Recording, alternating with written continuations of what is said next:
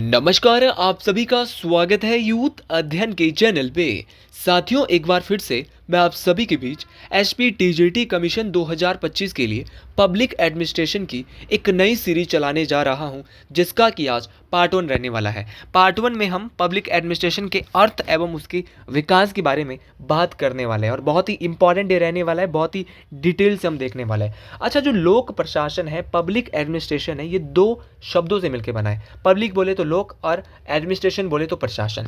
साथियों, लोक का जो यहाँ पे अर्थ होता है वो आपका सरकार होता है, और अगर बात करें प्रशासन की तो इसका अर्थ होता है आपका एडमिनिस्ट्रेशन। साथियों, बात करें ये जो एडमिनिस्ट्रेशन है, प्रशासन जो है वो इसका अर्थ होगा भाई आपका सेवा करना। तो मतलब सरकार की क्या कर रहे हैं, सेवा कर रहे हैं।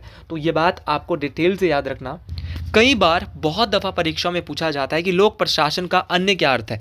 तो लोक प्रशासन को कई बार क्या कहा जाता है, सरकारी प्रशासन भी कहा जाता है। तो इस बात को भी आपने डिटेल से याद रखना है कि पब्लिक एडमिनिस्ट्रेशन को किस प्रशासन के नाम से, किस एडमिनिस्ट्रेशन के नाम से और जाना जाता है। तो लोक प्रशासन को सरकारी प्रशासन भी कहा जाता है। इस बात को आपने डिटेल से याद रखना है। अब लोक प्रशासन की कुछ परिभाषाएं हैं और ये परिभाषाएं बहुत ज़्यादा महत्वपूर्ण है। और अगर आप भी एसपी टीजीटी कमीशन की तैयारी कर रहे हो और इससे भी अच्छे तरीके से हमारे बैचेज में जुड़ना चाहते हो, रिवीजन क्लासेस, सोशोलॉजी, आप टीजीटी आर्ट से हो तो आप हमारे साथ जुड़ सकते हैं 7876145409, जहाँ पे हम बेहतरीन से यहाँ पे रिवीजन कर रहे हैं और मात्र फीस 499 है। आप भाई जुड़ सकते हैं हमारे बैच के साथ। लाइव प्लस रिकॉर्डेड क्लास है। आप कहीं जॉब करते हो तो शाम को घर आके भी हमारी क्लासेस को देख सकते हैं।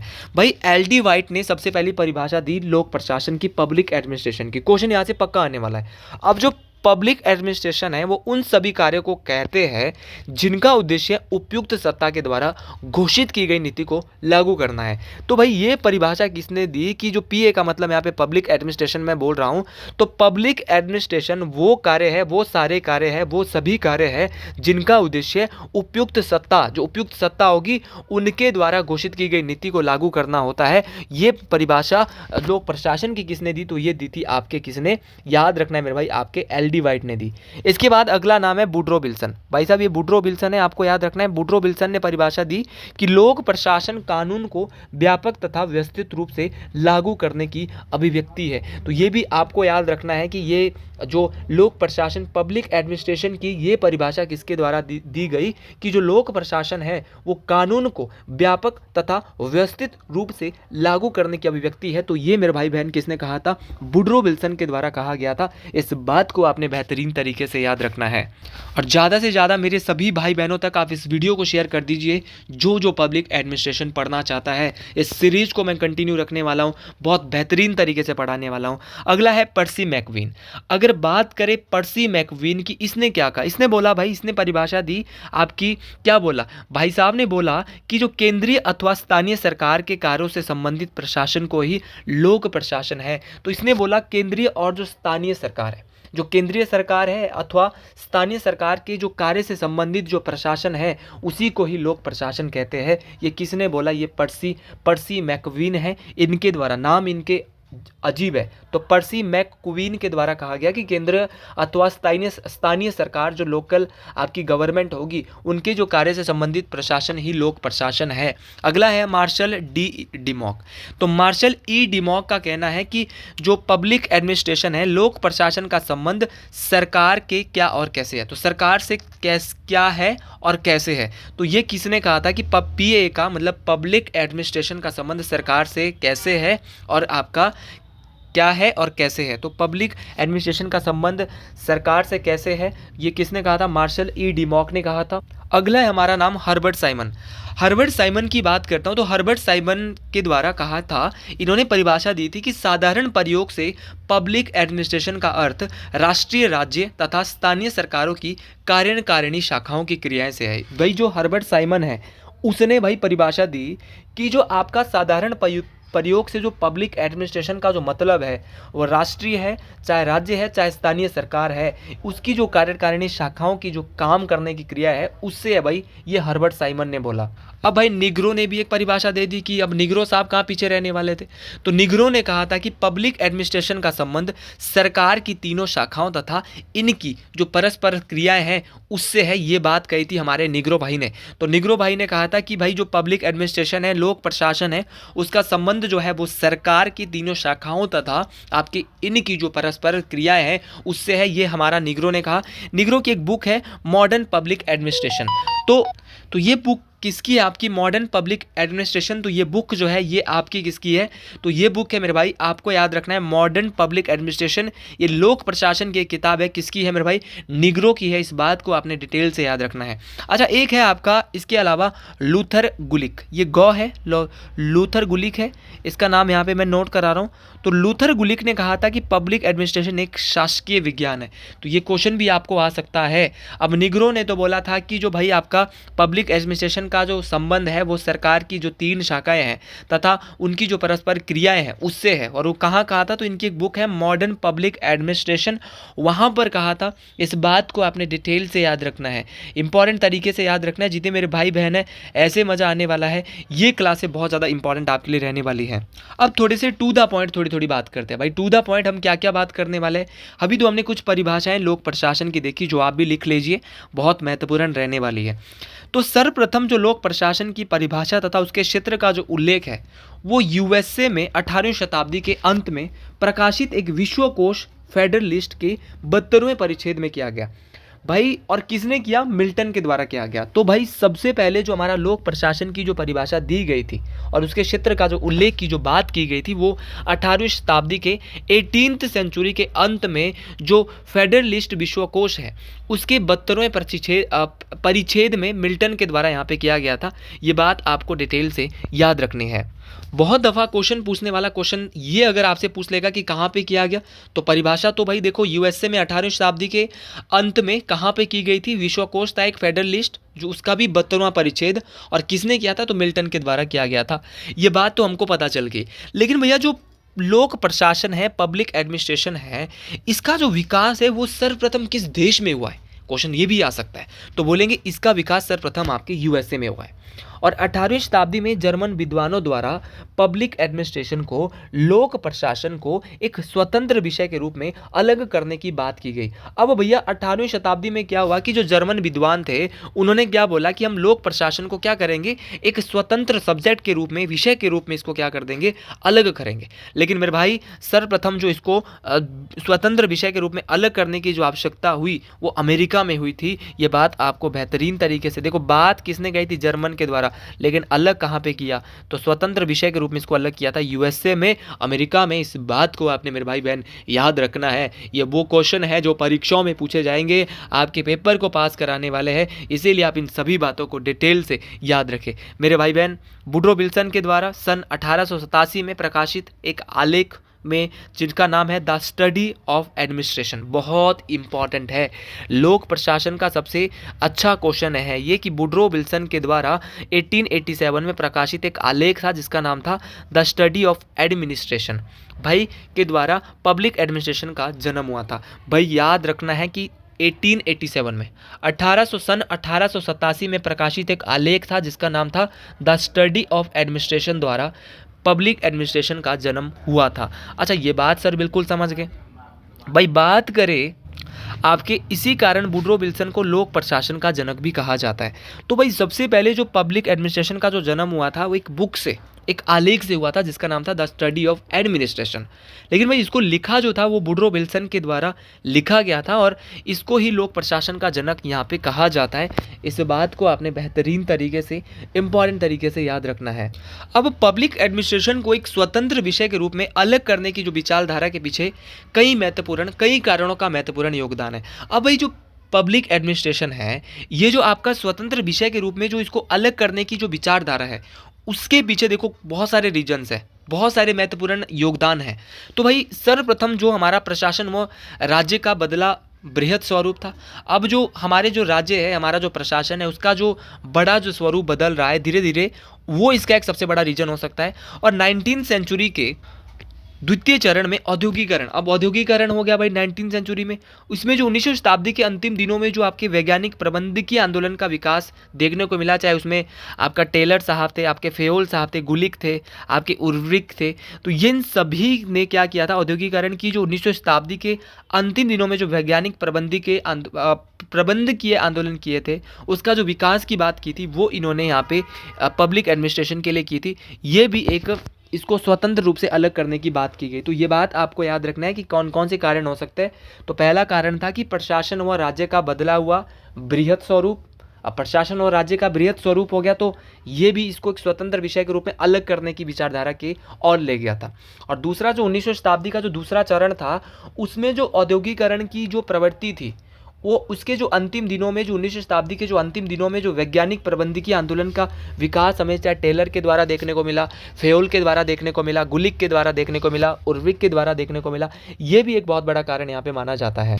अगला है, एक स्वतंत्र विषय के रूप में लोक प्रशासन का विकास निम्न चरणों का परिणाम है।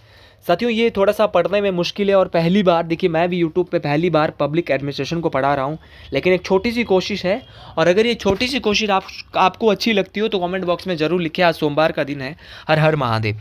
साथियों, एक स्वतंत्र विषय के रूप में लोक प्रशासन का विकास निम्न चरणों का एक परिणाम था।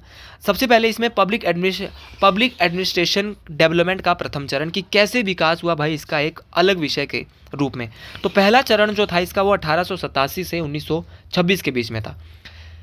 इसे मुख्य रूप से राजनीति प्रशासन के पृथकता का चरण भी कहा जाता है।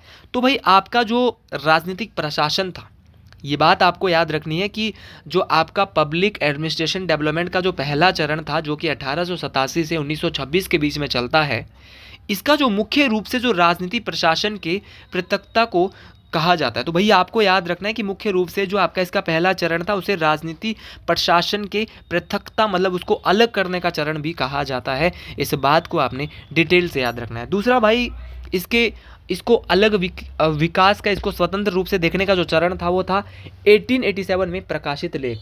अब भाई जो वुडरो विल्सन थे, जिनको लोक प्रशासन का जनक भी कहा जाता है, उन्होंने एक लेख लिख डाला, और वो लेख जो था वो था द स्टोरी ऑफ एडमिनिस्ट्रेशन। और ये पक्का क्वेश्चन कमीशन में किसी ना किसी को पक्का आएगा। फिर आप बोलोगे हमको नहीं आता, हमने तो नहीं करा, तो फिर आपकी गलती अगर नहीं करोगे। तो भाई इसके जरिए माना जाता है कि राजनीति और प्रशासन मूलतः अलग अलग है। द स्टोरी ऑफ एडमिनिस्ट्रेशन जो था, इसके जरिए ये माना गया कि राजनीति और प्रशासन जो है वो क्या है भाई, दोनों मूलतः अलग अलग चीज़ें हैं।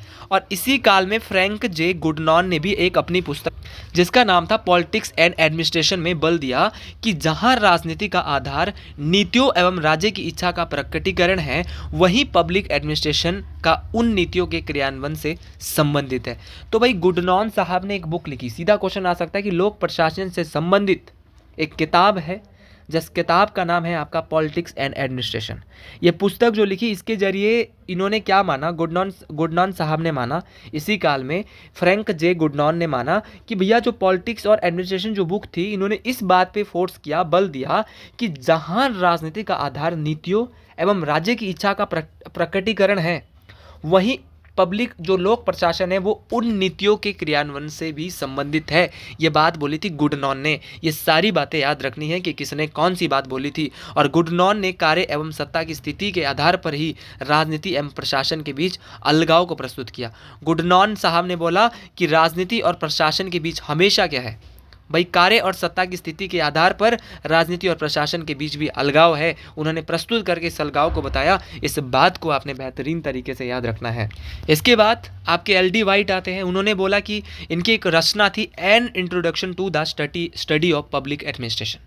अब भाई साहब ये व्यक्ति आए, ये भाई साहब आए और इन्होंने क्या बोल दिया, इन्होंने बोल दिया कि भैया an introduction to the study of public administration इनकी एक किताब थी, और इस बुक में पब्लिक एडमिनिस्ट्रेशन को पॉलिटिकल साइंस से पृथक अध्ययन के, जो राजनीतिक शास्त्र है, ये बोला कि जो लोक प्रशासन है वो आपके राजनीतिक शास्त्र से पृथक अध्ययन के रूप में प्रतिष्ठित करने में महत्वपूर्ण योगदान दिया गया। भाई जो आपकी एल.डी. वाइट की जो बुक थी, जिस बुक का नाम था an introduction to the study of public administration, तो भाई इस बुक ने बोला कि जो पब्लिक एडमिनिस्ट्रेशन है वो पॉलिटिकल साइंस से पृथक अध्ययन के रूप में प्रतिष्ठित करने में महत्वपूर्ण योगदान देने की यहाँ पे बात की गई। अब जो एल डी वाइट साहब की बुक थी, इस बुक में भाई साहब मतलब कि क्या बोला गया कि इस बुक में प्रशासन के मानवीय पक्ष पर अधिक बल दिया गया। भाई जो प्रशासन का जो मानवीय बल था उस पे अधिक बल दिया गया।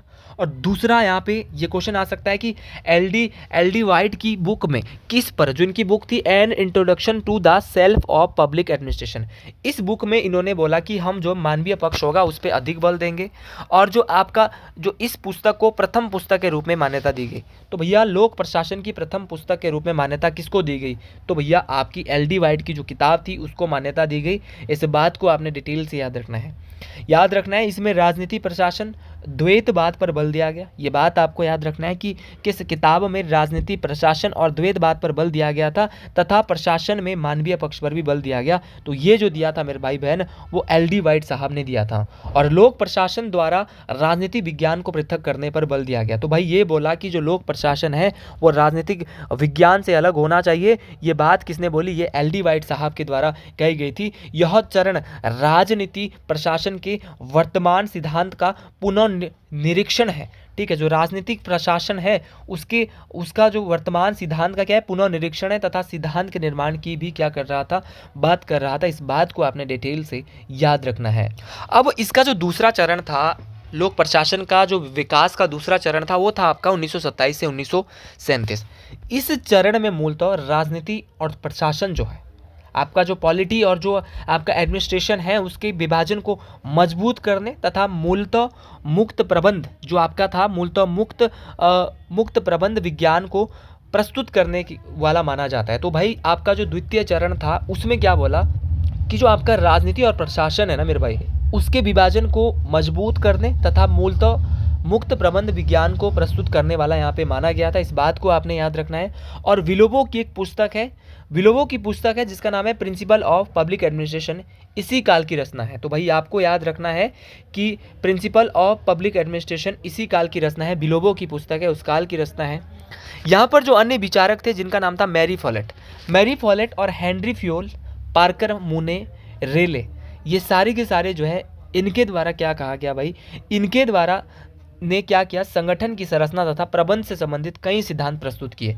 तो भाई जब दूसरे विकास की पब्लिक एडमिनिस्ट्रेशन डेवलपमेंट के द्वितीय चरण की हम बात करते हैं तो उसमें मैरी फॉलेट, आपका विलिबो, हेनरी फ्योल, पार्कर, मुने, रेले, ये सारे के सारे बंदे ने संगठन की संरचना तथा प्रबंध के कई संबंधित सिद्धांत प्रस्तुत किए। इन्होंने बोला कि देखो भाई हम भी इसके सिद्धांत प्रस्तुत करेंगे पब्लिक एडमिनिस्ट्रेशन के।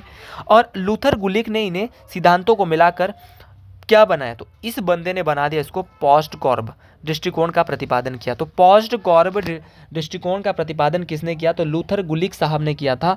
लेकिन भाई इसने किसके सिद्धांत मिलाए, तो इसने आपके किसके सिद्धांत मिलाए, इसने द्वितीय चरण के दौरान इन सभी जो आपके जो लोक प्रशासन शास्त्री थे इनकी बातों को यहाँ पे मिला दिया सभी को और एक ही सिद्धांत बनाया जिसको पोस्ट कॉर्ब कहा।